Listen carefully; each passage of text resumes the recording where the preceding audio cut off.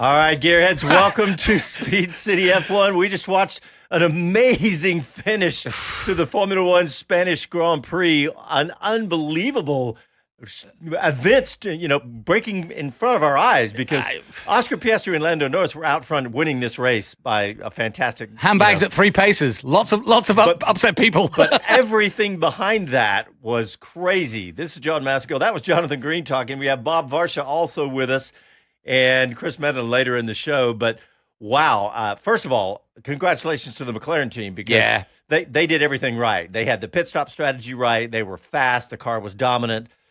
And Oscar Piastri wins with Lando Norris right behind him. But wow, Max Verstappen basically lost his composure. I'll use that word. Would you agree with that, Bob? Oh, absolutely.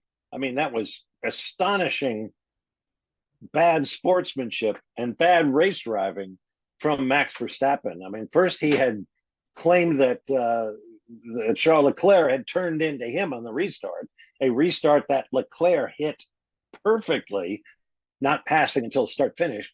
And then George Russell comes around and they bang wheels, he and Verstappen.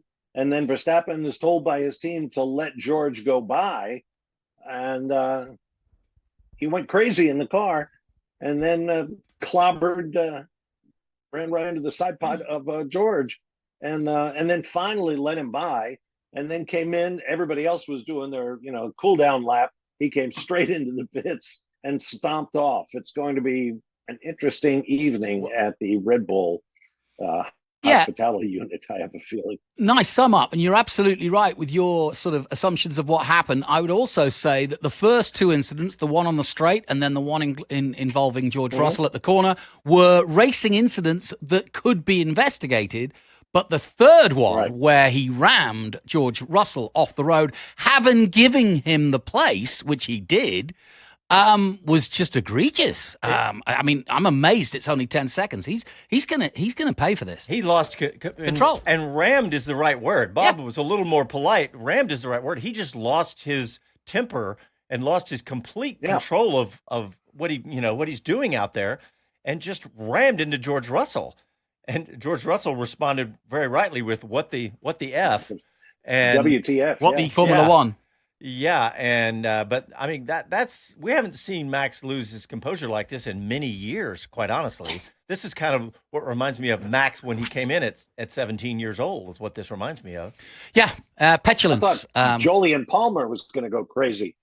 Yeah. Well, Ross, we were listening to Ross. Go ahead. Well, he went crazy, kept saying over and over, you cannot do that. You cannot drive like that, and blah, and on and on and on. Wow, but that was a crazy finish. And, of course, all of this started with Kimi Antonelli going off on the gravel with a power unit failure. Second week in a row, by the way, power failure for Mercedes. Power unit failure. And by the way, when that happened, we saw an F-bomb from Toto Wolff on the television coverage. And I thought it was because Antonelli, we didn't know what had happened at that point. I thought it was him losing his composure himself with Antonelli, but it turns out it was a power unit, and he probably knew that at that time. But yeah, complete pop. Yeah. So, wow. That's just so unusual to see a Formula One driver react that way, just complete loss of control. And I'm sorry, but there's a bigger ramification. I love that word today.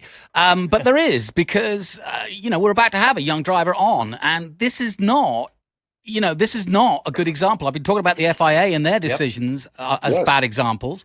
But young drivers coming up, wanting to make it to Formula One, are watching all around the world going, oh, well, this is what Max would do.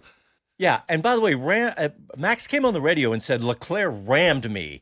Okay, at best, there was contact. There was no ramming of anybody. Yeah. It was a motorizing kiss. It was a kiss. If you want to see what ramming looks like, yeah, Verstappen did that at to turn George 5. Russell. Yeah.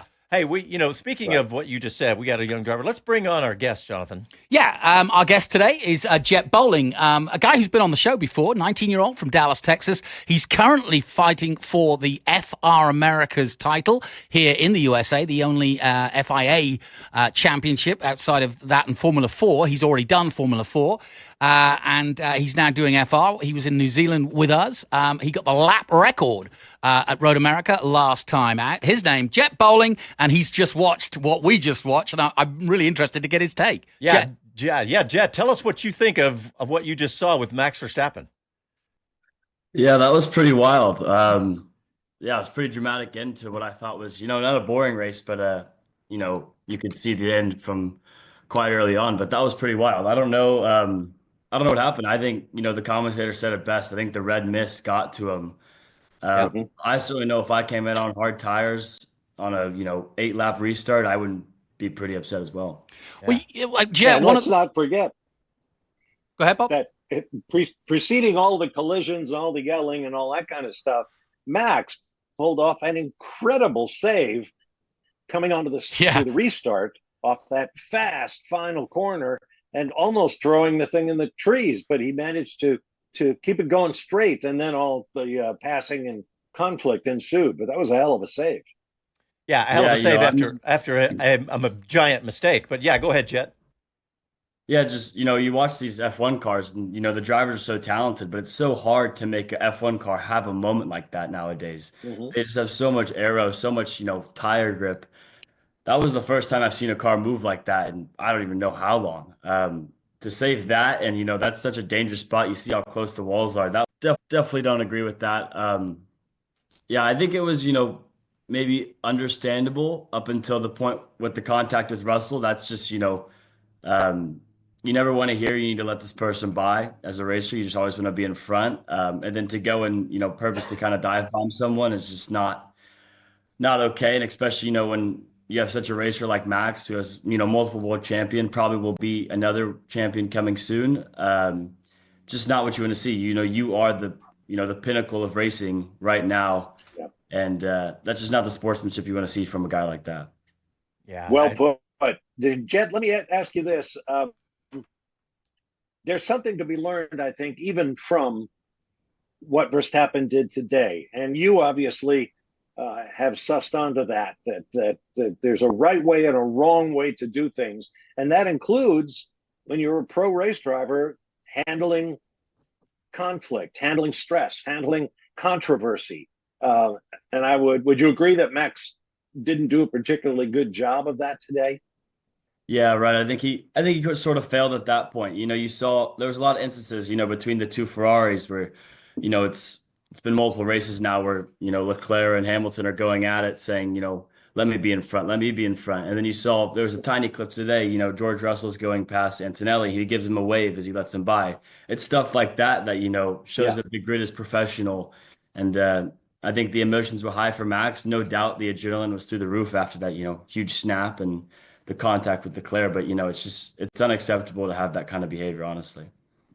I couldn't agree more. Yeah. And Jet, I hope you don't mind me saying this, but we're going to put out a video of you at Road America this week. And when you see what Jet was up against at Road America, and then bounces back and keeps his head under what was terrible circumstances for him, frustrating wise in terms of being the fastest guy all weekend, and then basically keeping his head to get a second place to his arch rival. It was the epitome of how you keep your head as a sportsman, and so it's actually kind of somewhat kismet that you're on today, because we just saw a bad example, and I think you put on a great example last week, which the folks can have a look at this week. But it's all a learning curve, but it's a big part of racing, the mentality side of it, and keeping your cool, right? Yeah, right. That's a big part of it. I mean, no doubt, it's high stress, especially when you have a snap like that. I had a similar thing in my race restart at Road America. Yeah. Huge snap on the exit curb. Obviously, it costs you a lot of time down the straight, and you go into defense mode. And, it's so easy to just want to, push people off, but you just have to understand. You have to respect the sport and respect what it is. You make a mistake, you can't make that other people's mistake. You know what, guys? There's also, I just stumbled across a story from Andrew Benson with the BBC. Yep. So a legitimate news source. And the headline is Stroll lost temper after Q2 exit. So we're talking about Lance Stroll, all this about his injury. And now he's saying that he was breaking things in the garage and swearing at team members. He broke his wrist. Well, what I'm wondering is if he actually did injure himself with that. I don't know. I'm just speculating right now. But my point is, we've seen this before. Yeah. We've seen this before from Lance. Remember that time he got out of the car, walked to the back of the garage, and shoved somebody? Yeah. So the whole weekend now is all about drivers behaving badly. Yeah, at the moment. Hey, Jet, that actually brings up a good point. You know, we were talking pre-race, and I'm sure you've read the news that Stroll is now, well, obviously he didn't take part in the race, but he's now going to have a procedure which could put him out of the Canadian Grand Prix. And we all smiled and went, oh, great, Crawford's going to get a chance. But we were wrong. He doesn't have the super license yet. And so then it's down to Drogovic and Stoffel Van Dorn. But both of them are racing at Le Mans. So are you free next weekend? Yeah. Yeah, right. Right. That'd be a dream, huh? Wouldn't it? But it's an opportunity for somebody, and even Bottas's name has been mentioned. Yeah, crazy. Wow. Yeah, that's interesting. Well, I have a page full of notes to talk about it, but man, throw it out the window. Yeah, throw it all out the window. I mean, it was a good race before that, but it just got very tasty. You know, this whole thing started with Verstappen being put on the wrong tires, and Jet immediately went there and said, "If I'd have been put on, 8 laps to go, he was wronged by the only team." Option. Well, okay, but he didn't understand that at the time. Yeah, but that's why he was leading into getting mad. I think I'm predicting that we're going to see a lot of controversy and a lot of back and forth on social media about why not just give these cars all the tires they need. Why not just let them go? Let them go racing. Good point. But that's part of the strategy. That's the point is to shake things up, which is exactly what they did today.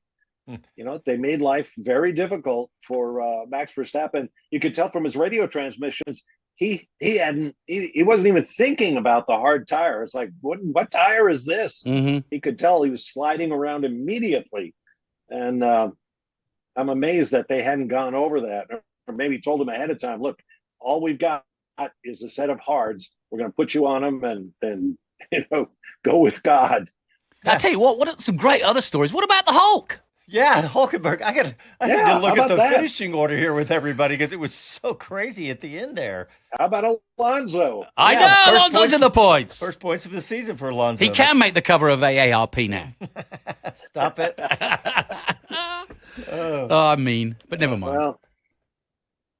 Well, this is sounding more and more like that great British expression. This is the time they threw their toys out of the pram. That's it. Grand Prix. That's exactly right.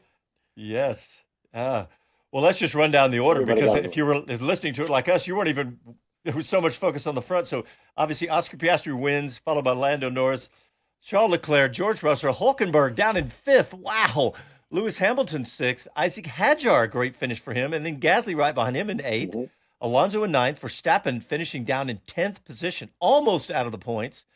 Followed by Liam Lawson. We got lots to talk about with Liam Lawson. Oh, my word. Bortoletto, Tsunoda made it up to 13th from 20th. Carlos Sainz down in 14th. Colapinto, Ocon, Behrman, and then Antonelli and Albon did not finish the race. Antonelli with a power unit failure and Albon with some damage after contact with Liam Lawson.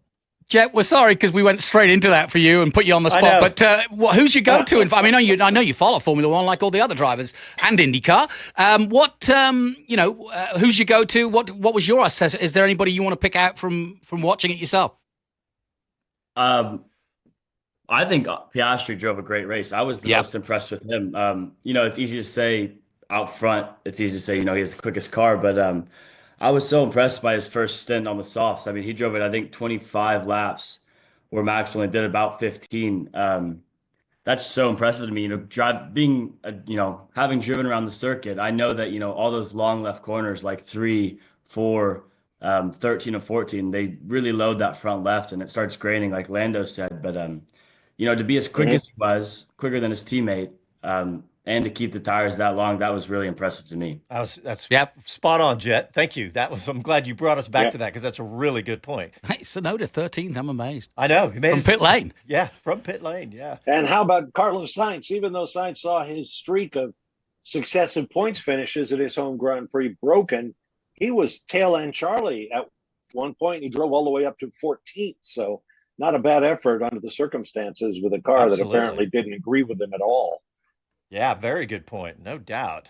Mm. And you know what, guys? We also, Casey, those are Medland's. We have some comments from Chris Medland, because he's on doing F1 TV right now. He may not be able to join us. We don't know, but he sent in some comments, and I'm very excited. Laura Winters hugged him? No, she's basically keeping him. She's keeping him, holding him. Yes. All right, well, let's hear Chris Medland's thoughts on today's Grand Prix. I do not know where to start with that, guys. I will admit that was outrageous at the end of that race. I totally understand that Max was going to be frustrated with what happened in terms of the strategy he got, but the way he reacted to George and allowing him by just blows my mind. I really do not understand it. I'm really hoping we get some explanations now that the checkered flag has come down and the drivers will come and talk about it, but I fear that was Max just losing his cool because he was so frustrated at a race that he'd worked so hard to be in against all odds, which he had done a brilliant job to up to then. So Red Bull, fair play to them for that strategy. That had been very impressive. But then he just seemed to completely lose it. And I feel like that was almost him letting out his frustration at the way the circumstances have played out poorly for him, and maybe at the team too. But if that was the case, I don't think 10 seconds is anywhere near enough of a penalty, if I'm honest with you. I don't think you can just allow a driver just to get away with a 10-second time penalty for using their car as a weapon. And that's exactly what he did there. It was considered, wasn't it? Because he'd backed off, he'd slowed down. So, maybe I'm being premature here, and we're going to hear him speak later in the show, and these thoughts will need revising. But right now, I am blown away by that, and I think he's really tainted what was an excellent drive. So I'm going to go and run around and speak to some team bosses and get some opinions from them. Hopefully I can get a few of them for us on the show as well a bit later on when I join you all. But as that one's gone, that's a real surprise the way that's all panned out at the end. And I think we're going to be talking about this one for a long time. But I don't think that will be the end of it, actually, for Max. Brilliant from Chris, as usual. As Jonathan, always. he said exactly what... Remember what I said when I saw it? I was like, he should be disqualified from this race. And when you walk back in from going to the restroom, I was like, he only got a 10-second penalty. I know. That was I was amazed at that, and I agree with Chris. You can't use a car as a weapon. It's that's a fact. The phrase right there. I was in Jet's driving briefing the other day, and they warn these guys, play nice, especially at that level. And to see it at the highest level like this is just a no-no. That's bannable. That is bannable. Race bannable. Yeah, and we've got Jet Bowling as our guest, and Jet, I want to ask you about. There's been so much discussion about Oscar Piastri being the new Iceman, and that's what you said it a little bit, Jet, earlier. But this is what makes a really special race driver is that they can maintain the mental control in the firestorm of a race, and now Max, the gold standard of race drivers in the world right now, has just completely lost it. Jet, I mean, I'm assuming that this is a lot of discussions with you guys as young drivers about how to hold your composure. Yeah, I think so much of it honestly comes down to just, trusting your team and trusting the strategist. For our Red Bull put on such a good strategy today, to get that car into the top three. And, they gambled, and unfortunately the safety car came out and hards was all they had. So I think Max, just needs to accept that. He needs to say, we took the gamble. Right. The dice, they didn't fall our way. Fifth is, good points, but, he makes a move like that. And where does it put him? It puts him 10th. Piastri gains 26 points because I think he got the fast lap, and, Max gains 1. So, that maybe, I don't want to say the championship's over, it's a long way to go, but, as a racing driver, it's so hard to see, the guy in front of you gain 25 points. And so that's where the maturity comes in, which is shocking. I think if this was Max, 3-4 years ago, I would have said, okay, I don't condone it, but I understand it. But, as a guy who's won multiple world championships, you'd think you'd see some maturity and, some long-term thinking, but you don't really see that. Yeah, trust your team. That's big. And Max didn't. what tire are we on? What is this tire? What have you given me? Yeah. The ride. He said the ride is broken. Yeah, it's the chain is as strong as its weakest link, as they always used to say. But it's true. You cannot. You are all in it together. They're trying to make you win the race, or get as many points as possible. You can't throw the toys out the cot because something goes wrong that you're not happy about. This is going to be a frustrating year for Max Verstappen because he's not got the best car, and it's getting to him. Don't come out and make it. Yeah, and what Jet said, he's watching the season championship go away. Also, I'm sure Max. We've heard him talk about going to different races. Max is looking at the consecutive world championship record is Schumacher with 5, right? Mm-hmm. And Max maybe just saw that go away too, that potential record. Yeah. So that's a lot. That's a lot of speculation, but this is just so unprecedented right now in recent times, anyway. Jed, I got another one for you. We've been talking all season long about the young guys, the new guys, and we may see another new guy, or at least a Drogovic, in the seat at Aston Martin for Canada. Who has impressed you of the guys that have stepped up from F2, whether it be Hadjar, Lawson, and the stories? It's been an up and down time for the rookies. But is there anyone that stands out to you? I think Hadjar, he's the one that stands out to me the most. That car looks, really quick to drive, and it looks, nice. The second Red Bull, which is probably, the first Red Bull, honestly, on the grid right now. Yeah.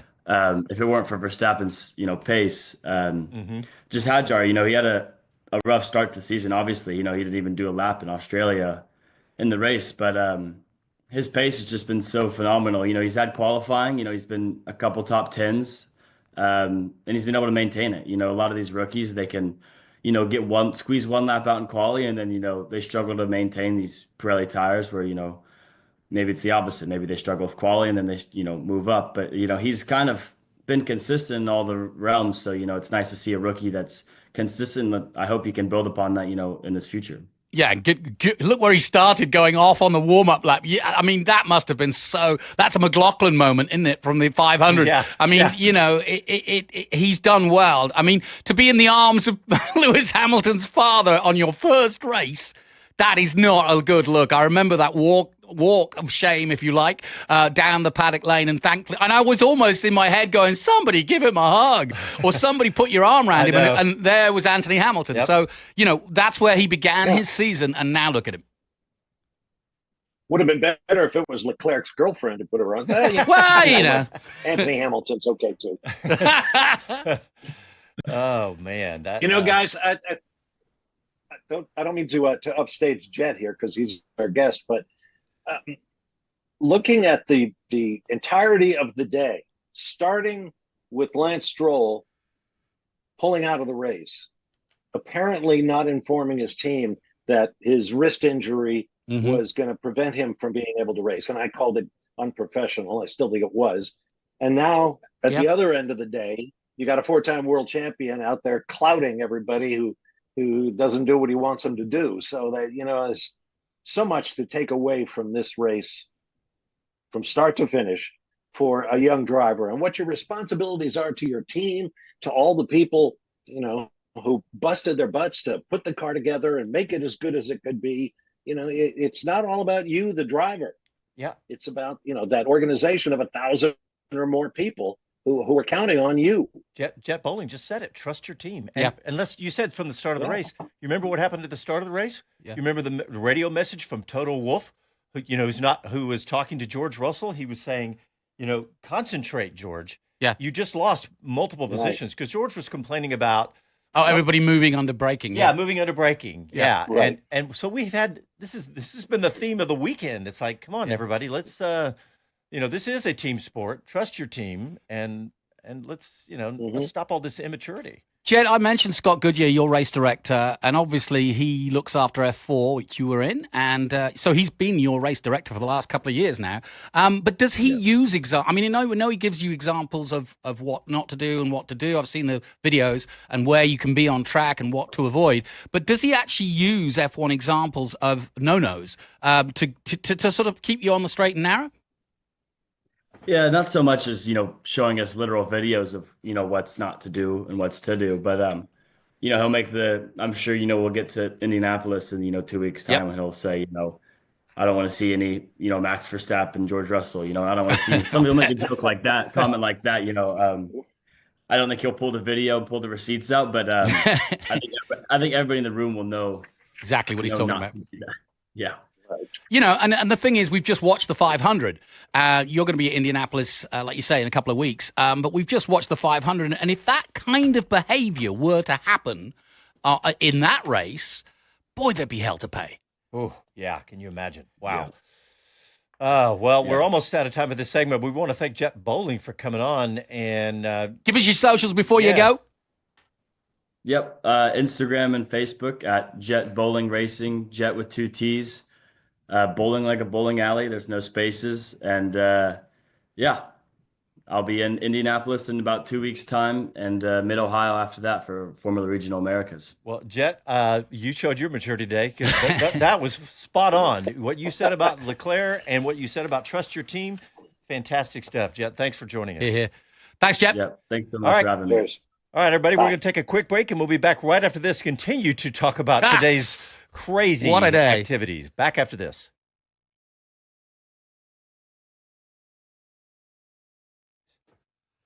Hey, Jet, that was fantastic. Great stuff. Thanks, man. That was no exaggeration. That was really good stuff. And we couldn't have planned that, and it's just ironic, isn't it? Right. Hey, Jet, I think is Jet gone? I don't know. Is he still there? No, he's gone. He's gone. Okay. Good stuff from him, though. Very good stuff. Wow. Kevin Kelly. Lawson has 10 investigations on him. Wow. Holy, yeah, he's going to be dealing with that for a while. Let's see who else is here. TW's here. Really? Everybody's Joe of Oyster Bay is here. Mike Bowles. Let's see. D. Nelson's here. He said Max the Axe showing his true colors. Oof. That's kind of what I said. Let's see. Andy P's here. Just Clary is here again. Thanks for joining us back. We saw you in the pre-race show. Some comments here. Andy P, just a few talking points there. Eh? Andy P says there's a side of Max that he tries to contain, and today he no longer could contain himself. It was triggered, wasn't it, by the hard tires? And Andy P said this way early on in the show. He said he's just out of championship contention because of it. Yeah. And Max, he's probably thinking of that immediately. And let's not forget, Max was the one who made the mistake. Yeah, he's the one that started that all of that craziness. Well, the team the team did not make a mistake. Excuse me. Well, the team made the mistake. Max had to deal with it. Yeah. Well, so what you're not talking about the tire mistake? No, it wasn't, because that was the only option they had. So what I mean by that is they made the mistake earlier in the weekend by not saving the tires. Oh, got it. And therefore he went with a 3-stop. And by the time you stop 3 times, it's like, well, we got left in the bag. And unfortunately, it's hard, bud. So yeah. And he knew that. Knew that. All the teams ran on one of their 2 sets of hard tires earlier in the weekend. So, I mean, they had to know this tire does not work. Pirelli, to their credit, almost came out and said so. This is all right. Here we go. Tire.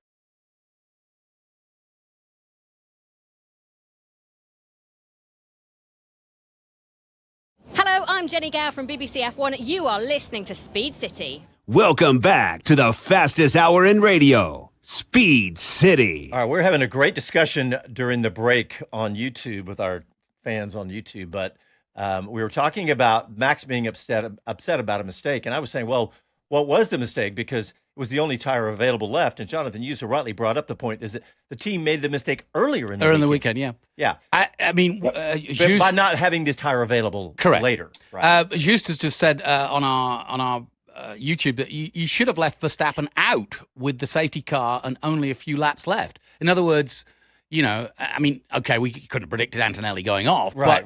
But hindsight, but still, yeah. And who looks like a genius right now is Charles Leclerc. He finished this race on the podium because he himself did not decide to go for qualifying laps. Correct. And sacrificed his position in qualifying to save the tire. And we all scratched our head. That was the first question I had for Medland yesterday. What happened to Ferrari? Why didn't they do it? And now who looks like a genius? Exactly. Charles Leclerc. And by the way, genius of reaction too, because if you see a guy go sideways down the main straight at Barcelona in 5th gear going up to 6th, you're going to get the hell out of Toy Town quickly. But he didn't. He kept his foot in and he just swerved to get out the way. I'm amazed they didn't have a catastrophic crash. Yeah, that was amazing. Yeah, it'll be interesting to hear what Charles Leclerc has to say after the race, because he gave it the full mea culpa with the press yesterday, saying, this is all on me. The team wanted me to use another set. I said, no, I don't want to do that. I want to have another shot. And it all worked out so beautifully. He even got the free pit stop to put the fresh reds on. Yeah, you know. And by the way, he had the fastest pit stop of the day, 2.1, which now Ferrari's leading the championship standings. The team standings in the fastest pit stop for the year, and if they win it, it'll be the first time since Red Bull has won this like 5 or 6 times in a row. That's wild. Charles Leclerc is somewhere in downtown Barcelona trying to buy a lottery ticket. Yeah, no, I mean, he made his own luck. Yeah, and I've often said this about Charles. He's often been in the last few years telling the team, no, I want to do this. He is quite a strategist on his own. He knows what he wants. He knows his mind. Yeah, and you know what? When when Max was saying that Leclerc rammed into me, I was thinking I need to watch this replay because Leclerc doesn't do that. Again, there's the maturity that we're talking about. Leclerc is a shining example of that. Big time. Bob, I saw that yawn. What time is it out where you are? Is it about 5 o'clock? Oh, 20 after 5. Yeah. Okay. Not so much that. I'm trying to sit straight as the boat is leaving port now, and we're kind of rolling around. Well, hopefully you won't get seasick. What else? What else, Jonathan Green? Oh, gosh. I mean, so much. I'm looking at the championship as it stands now. Oscar on 186. He's given himself a 10-point buffer over Norris on 176. Verstappen now 137. And that's the tale of, that's the 50 points. Right. That's everything you need to know going from 5th to 10th. It's slipping quickly for him. And George is on 111. And Leclerc's on 94, so they're touching distance of Max, and Lewis is not that far adrift on 71. So things are hotting up nicely in all the championships. And of course, like I said, I mentioned RB put in a great result. So did Kick Sauber. Because they're on the board and big time. So. I mean, 0 points last year, right?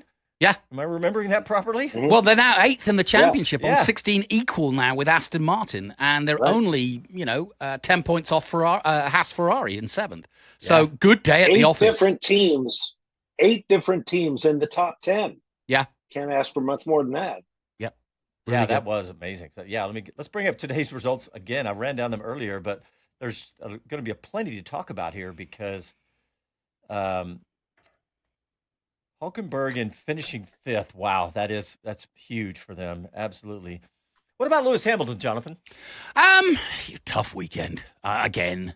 I think I told you Rosberg was sent out onto the track to look at the various different cars coming through particular corners, and he made a reference about Max and how glued to the track he was, but how the car was dancing underneath him, and that's just his style that no one else can do, which is having the back end just flying around, and he just Marc Marquez style. Yeah, literally, and he just keeps it all together, and no one else could do that. But he said that Hamilton said, and here's a guy kind of knows Hamilton, but said that he was driving a pig. I mean, and he even brought it up to Vassar in an interview saying, what on earth? Hamilton looks so out of control. He showed us the onboard. He's oversteered one corner, understeered the next, and he's fighting the car the whole way. And Vassar said, yeah, we it's well known we have balance problems. So to answer your question, Hamilton again made a good fist of it. But he was finishing 6th. Yep. Yeah, but had to give up to Leclerc. He was a second or half a second slower than Leclerc at the start of the race, and that's on new tires. Yeah. Yep. Isaac Hadjar, Jet Bowling, our guest earlier, was talking about. He's really impressed with Isaac Hadjar finishing in 7th today. And Yeah. He's becoming the most impressive rookie for sure. yeah, I mean, Antonelli, I would, after the first 4 races or so, or 5, I would have said Antonelli hands down. But Hadjar, back then, was even looking good. He just had a couple of bad luck things happen too. So, yeah, Hadjar is looking fantastic. And much as I'm a big fan of Colapinto, he's nowhere. Yeah. Yep. Behrman Yeah, doesn't but have that the car. car's not right. Yeah, the Well, car's not that's right. both the of those car guys. is not right. Yeah, absolutely. What else? What about you, Bob? Anything else strike you about today's race? I thought it was a pretty entertaining race before Antonelli beached it. Yeah. And so then we get the long safety car period, way longer than I think we needed it. But then we go back to action, and whatever was going to happen happened. The announcers on F1 TV Pro were saying, and the Spanish Grand Prix has come alive.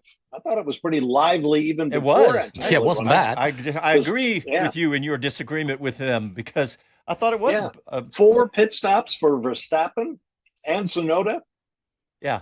That hasn't happened in a long time. Jonathan and I were talking about, I'm not the lifelong F1 fan and expert like you guys. I'm a lifelong gearhead and race fan, but F1 really came to my world when it came to my hometown of Austin. And I've always been kind of down on myself that I can't keep track of a race like this with pit stops and who's going to win. And Jonathan was laughing at me going, they have a team of Buffins, as you say. Yeah, well, you tried heard to keep up with that, and there's no way I could do it today. Yeah, you heard Rosberg turn around and say Bernie Collins was on 7 computers. That's right. Trying to work it all out, and that's her job. That was what her job was. That's when I said, okay, I'm going to cut myself some slack. Yeah. No, it's a very the working out the deltas and working out the gaps and where you slot back in. That's a really hard job, and that's why people get the big bucks to do it. Don't think you can do it off TV Sure.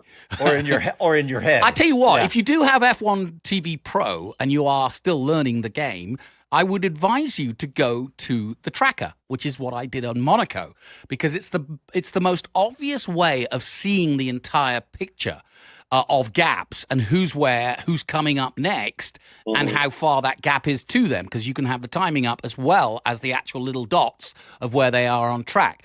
And so I did that for Monaco, and it really is helpful because you can understand why, they're pitting now because they've got this window, or they're trying to create this window of so many seconds. Well, and that's the toughest thing I find to explain to people is the idea of covering someone else, right? Covering off somebody who's nowhere close to you, but could be if the undercut or over is strong enough. So, first of all, what's an overcut? What's an undercut? And who's he covering? That guy isn't within 3 places of him. But he's within time and lap time. So, you got to be watching everybody in the race. Well, I hope we get Chris Medland, because I'm watching F1 TV and he's interviewing all the team principals, including Toto Wolff, and right now with Fred Vasseur, because I don't know if he got Christian Horner. But that would be the one, obviously. It's funny. One of our listeners, Joe from Oyster Bay, said they avoided telling Max about the tire situation. Odd. And then Mike Ball said, "Yeah, that's because they don't want him to swear." Yeah. Right. Take out the dirty words. Yeah. But they used to do that with Sebastian Vettel too. I remember they used to lie to Vettel, who always wanted the Grand Salami. He wanted to take pole. He wanted to lead every lap. He wanted to win the race and set fastest lap. And Horner had to take the lead in slowing him down. And he would tell him things like, we're afraid your right rear tire is going off. It's too hot. You got to be careful. You got to slow down. And, and Vettel never did. But it was really kind of fun to listen to that sort of back and forth on the radio. Because, the driver doesn't get the whole picture in the cockpit. Lewis' example is a great example of that. He's always asking who's where and what's going on and what tires are they on and all that kind of thing. That's why you have engineers. Yeah, and I think that's why he's missing Pete Bonington right now, who looks after Antonelli now, because they had such a simpatico, didn't they? Yeah, totally. No question. It's got to be heartbreaking for Lewis. It's hard to see where this journey for Hamilton ends or gets better. You know, I mean, hopefully 26 will be a new starting point. But it might be that long. Stable underneath him right now. Yeah. You know, he's transitioning to this new team and trying to, all that muscle memory that we've been talking about, how he's got to rearrange all that. But the car's not cooperating with him right now. It was based on, what you were saying about the way the car was, out of control, understeer, oversteer everywhere. Yeah, but, okay, I'll give you that. He's got to bed himself in. But look at Lawson. He's been in, out, different car, back to the old one, fast teammate now. I mean, you talk about, settling in. Lawson, you could argue, is handling it better. And actually, that car is, everybody said, even Jet just then said it looks like a really good car to drive, and it is. Uh-huh. Yeah, I don't know if we've seen any of the. I was checking to see if we've seen any of the investigations that Lawson has. And by the way, it looks like. Do you know who's voted driver of the day? Drum roll, please. Max Verstappen. Max Verstappen. That's ridiculous. Max Verstappen. Oh, that's hilarious. I think that vote was a little premature. Anyway, all right, guys, let's get a break in real quick. You're listening to Speed City F1. Back after these messages. Okay, when you were talking about F1 TV Pro, I could hear Kevin Kelly screaming in the background going, get the MultiView app. It's a free app because apparently it's awesome. And the MultiView app is kind of like F1 TV Pro, how they added multiple views, but it's on steroids. And it's been out for a few years. It's not the F1 TV Pro app. No, you plug in your credentials for your F1 TV Pro into MultiView, and it gives you just tons of data. You need about 4 screens to. Is that what you've been hiding from me? Now, I haven't been using it because apparently my PC at home just needs to be rebuilt. Okay. I thought it was fine, but it won't even run F1 TV very well. It lags out. Is it there on the page, the F1 TV page? No. It's a third-party app. It's a third-party. What's it called? It's called MultiView. MultiView. And Kevin Kelly, please correct me if I've got that, but I think it's called multiview.com or something. Something like that. I mean, we'll find it, but apparently it's great. I downloaded it and tried to install it, but I never could get everything going right. So I just Googled it. Multiviewer. Multiviewer. Multiviewer.app. Watch F1 and more with onboards and live on and on and on and on. So, the F1 TV Premium, not Pro, but TV Pro Premium, I think is what it's called, has a multi-view. Remember, we were looking at it, tinkering with it, but apparently it's not as good as as that app. It's pretty good. Multi-viewer. Yeah. Let's see who's on YouTube. Kevin Kelly, nothing new right now. Right. By the way, just to segue slightly, but just looking at the F1 page at the moment, and of course, June is upon us. It's time for the F1 movie. That's right. Get 26 your tickets. days from now. 26 days. IMAX, the F1 drivers and all those interviewed over the weekend all gave it thumbs up. All right, here we go. Coming back.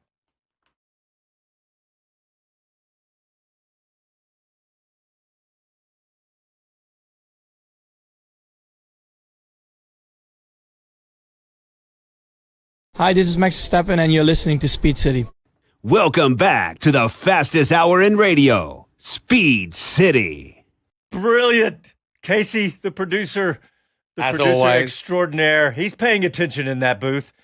He's not on his phone. He's not planning lunch. He is paying attention. He's not betting on baseball. I've not heard this before. It's great. I've heard it. There's a couple of different Max Verstappen songs, but this one caught a little traction, got a little viral out there. But Kevin Kelly did confirm. Just Google F1 TV Multiview.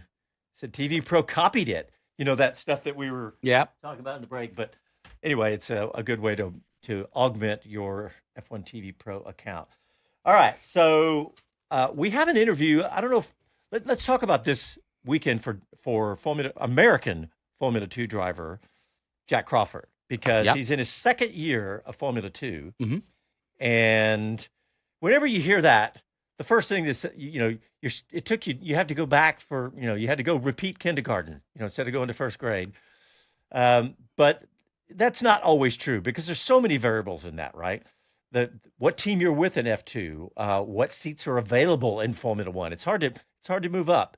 And I've been, optimistically thinking, wouldn't it be amazing if Jack Crawford went to the Cadillac team right next year? Sure.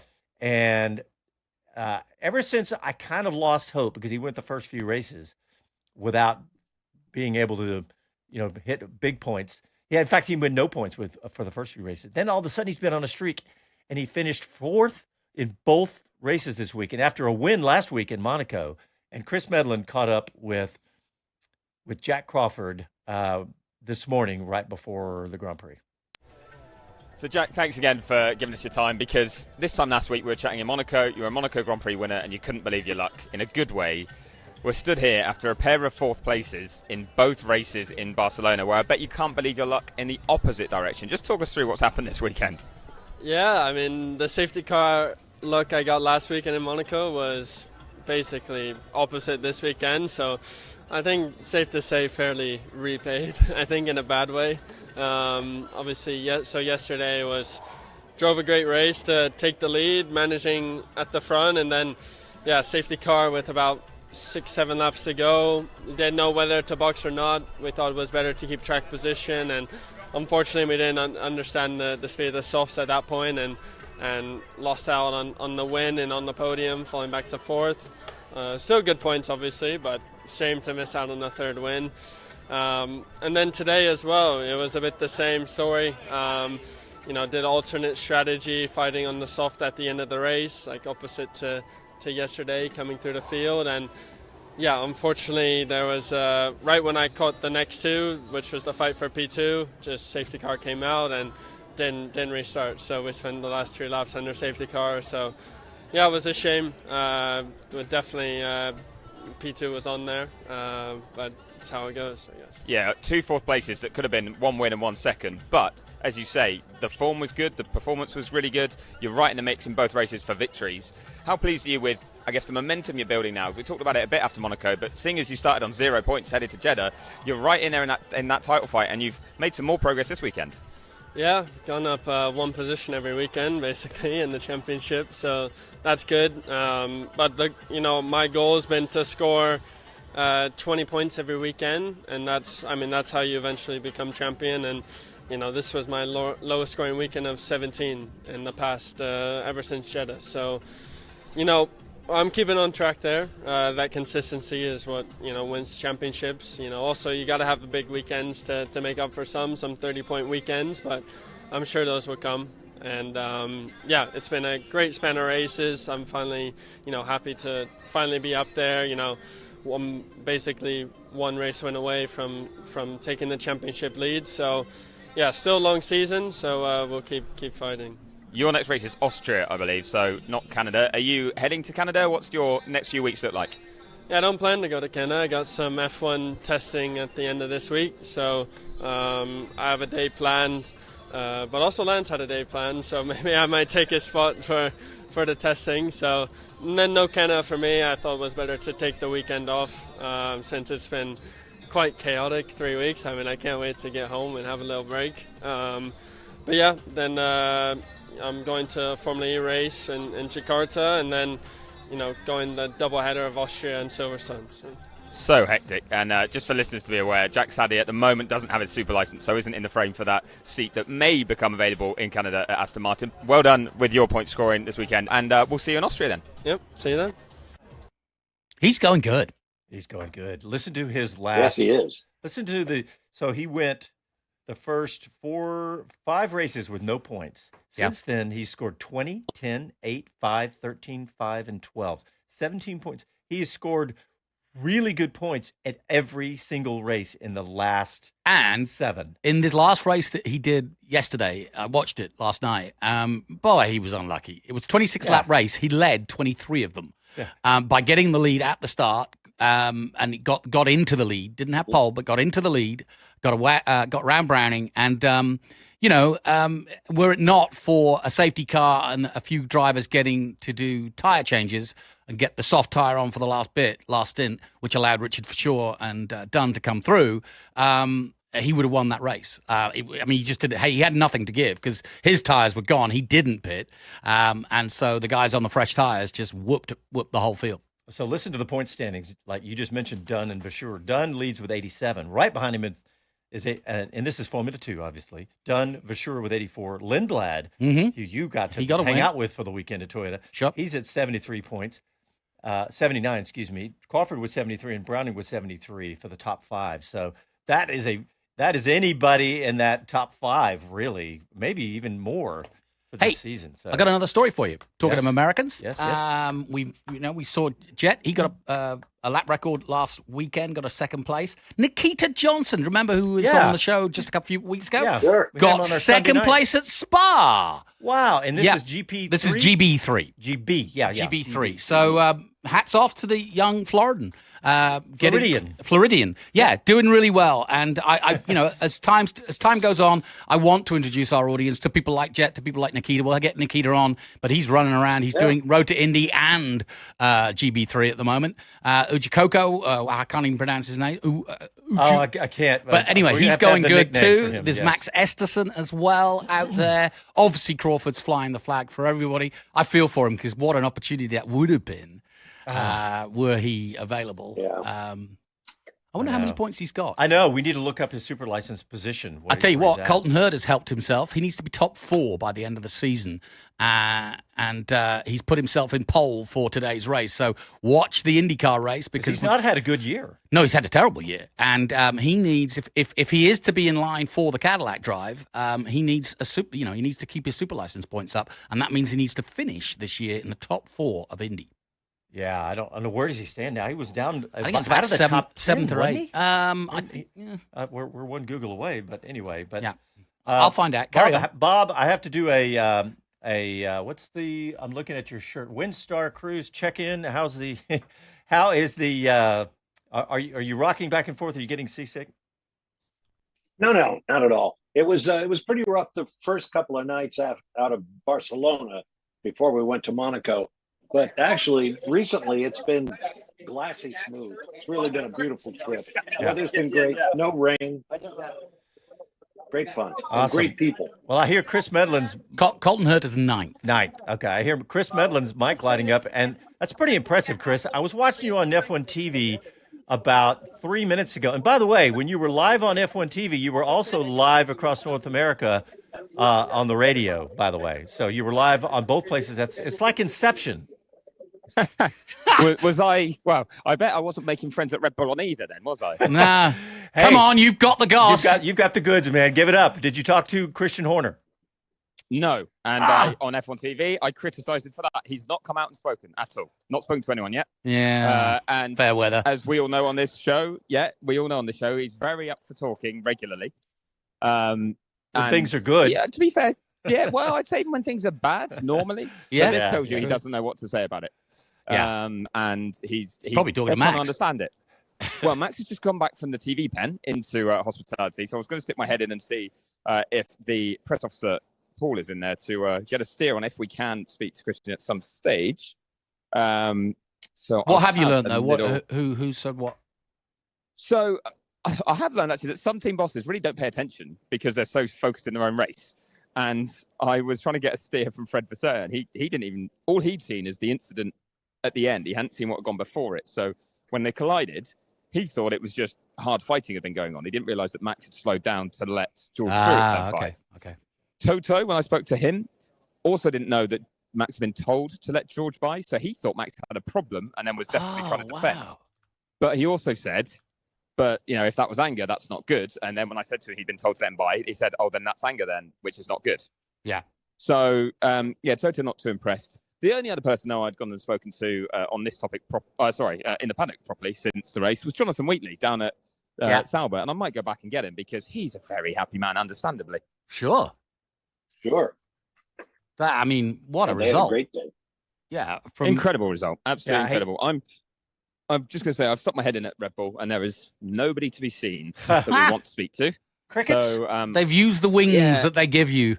Well, it's such a surprise right now that normally, and I don't always agree with what he says, but Christian Horner does normally still come out and to a fault, defend his driver. Yeah, and he is a very good politician, let's be honest. And that's what makes Christian survive in the Piranha Pool.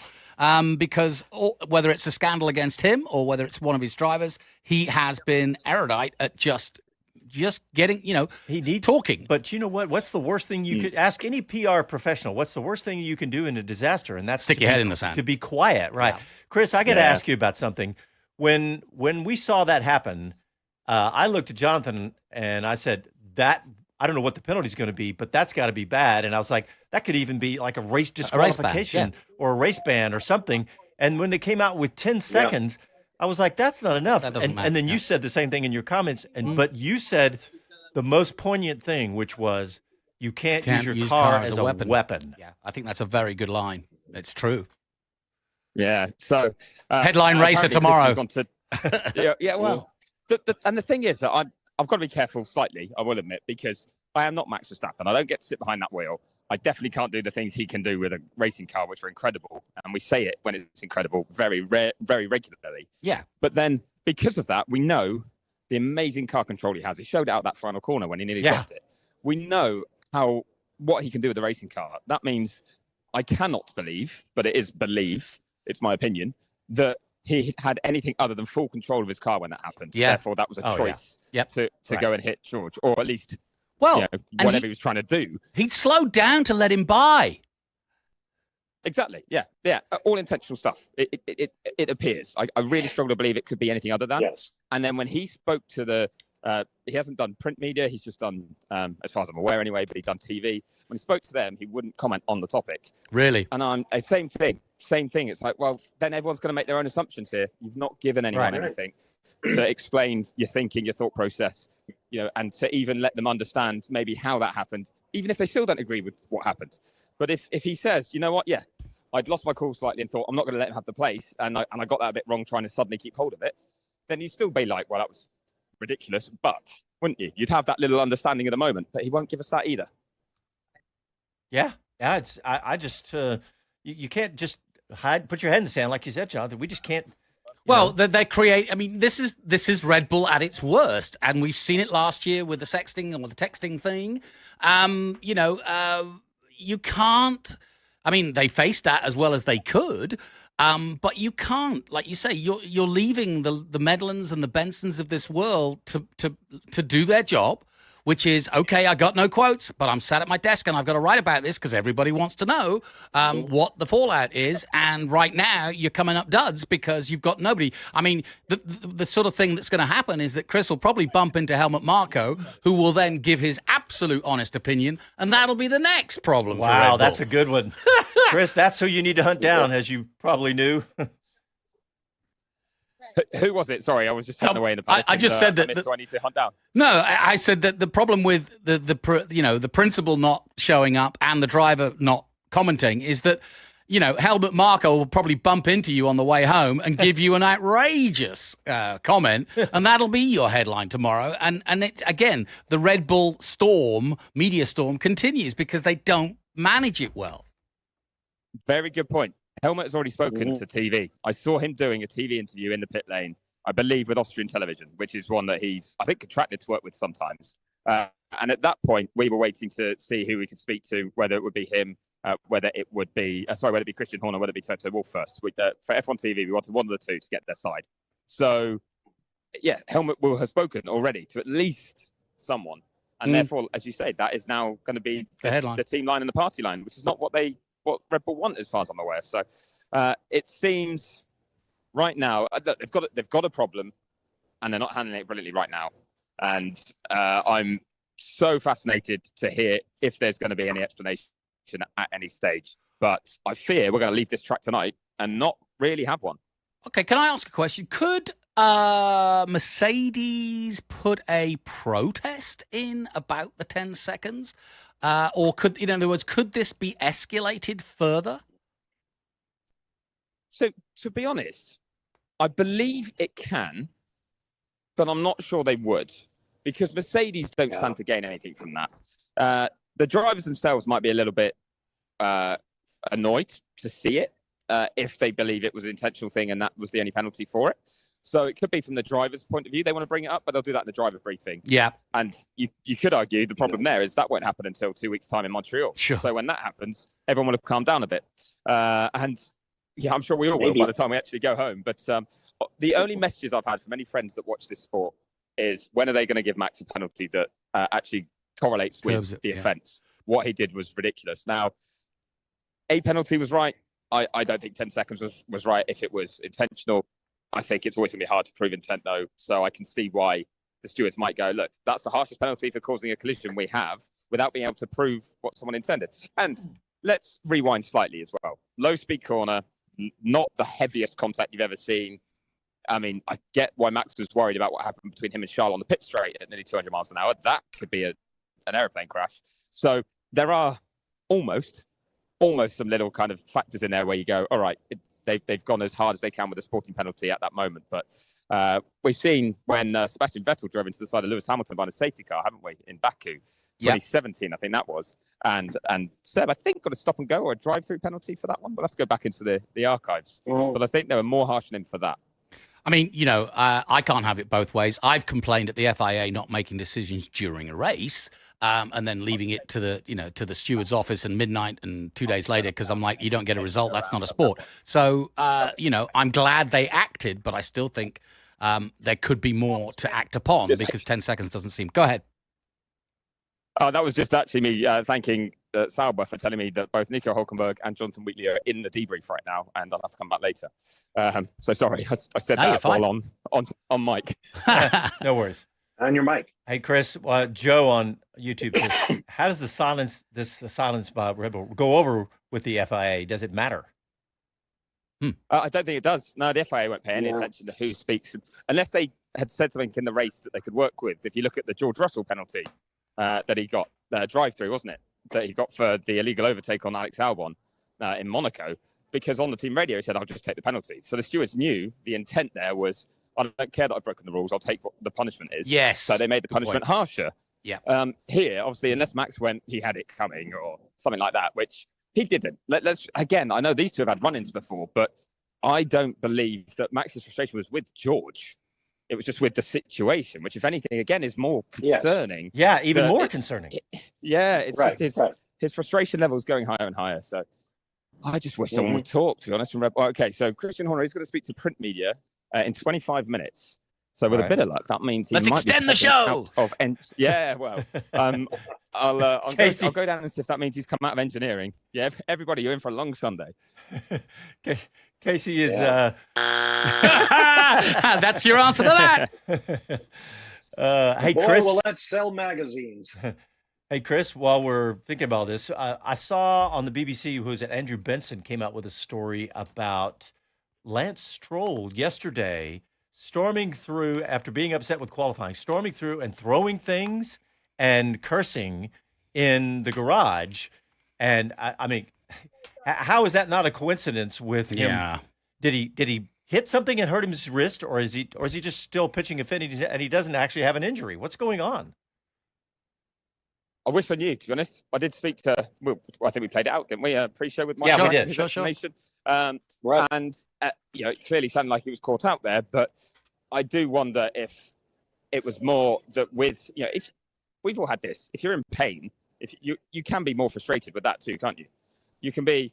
Have you ever stub your toe or something? Can you get that surge of adrenaline and things like that? Sure. If he gets out the car in pain and frustrated at the same time, maybe he wasn't keeping his emotions in check very well.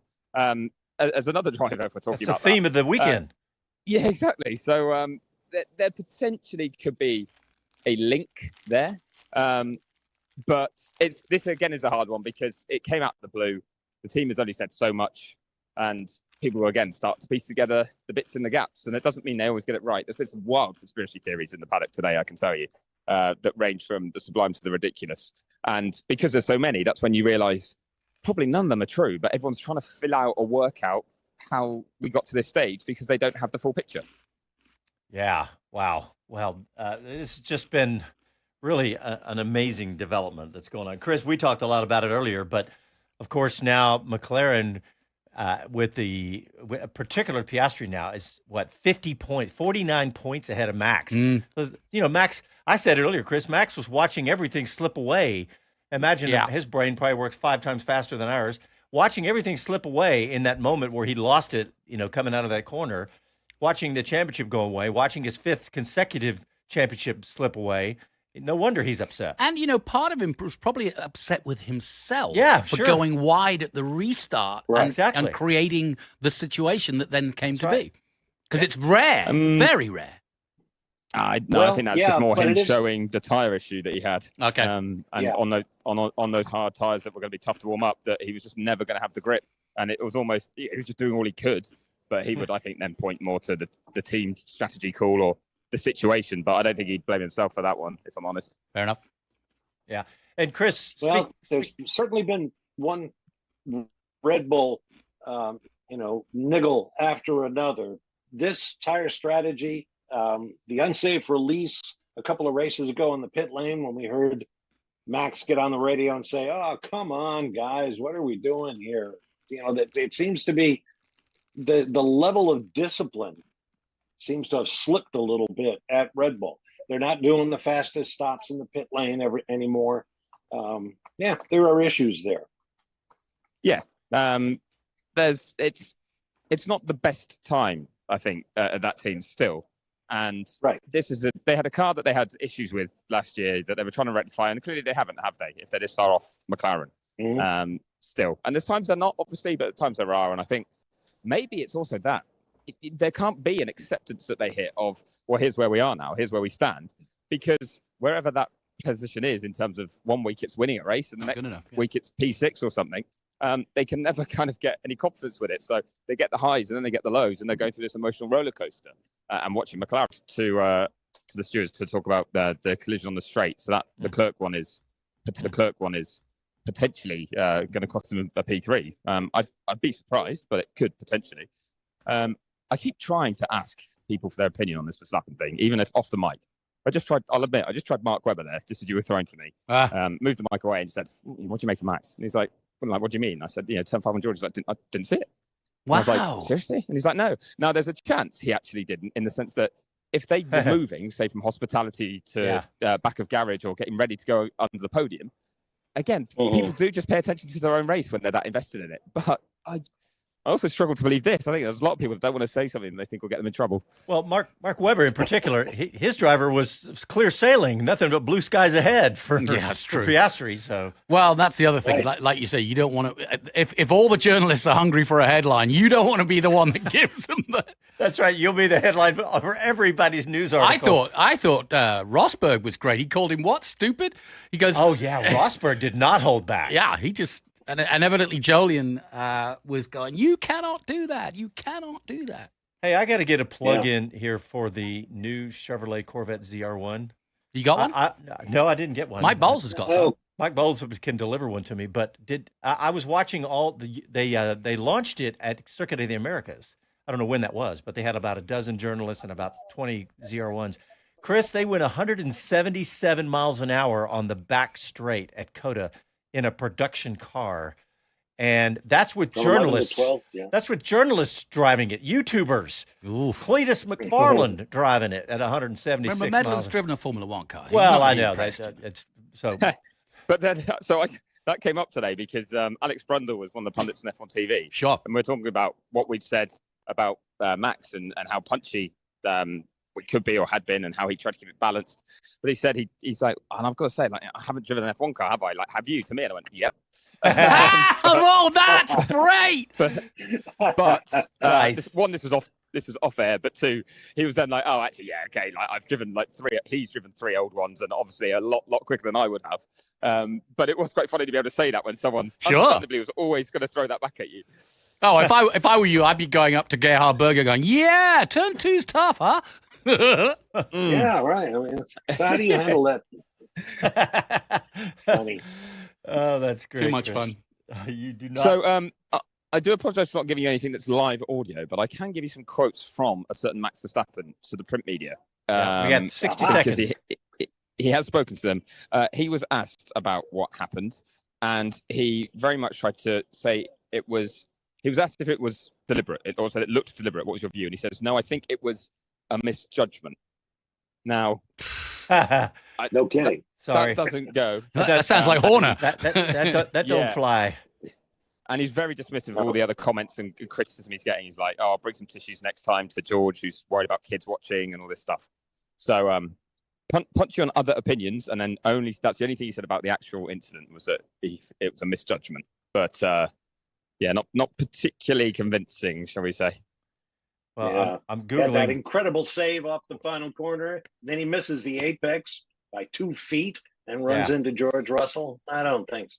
All right, guys, we're done. We're out of time. Thanks to everybody for tuning in. Bob Varsha, Jonathan Green, Chris Medland, and thanks for everyone for tuning in. We'll talk to you next weekend.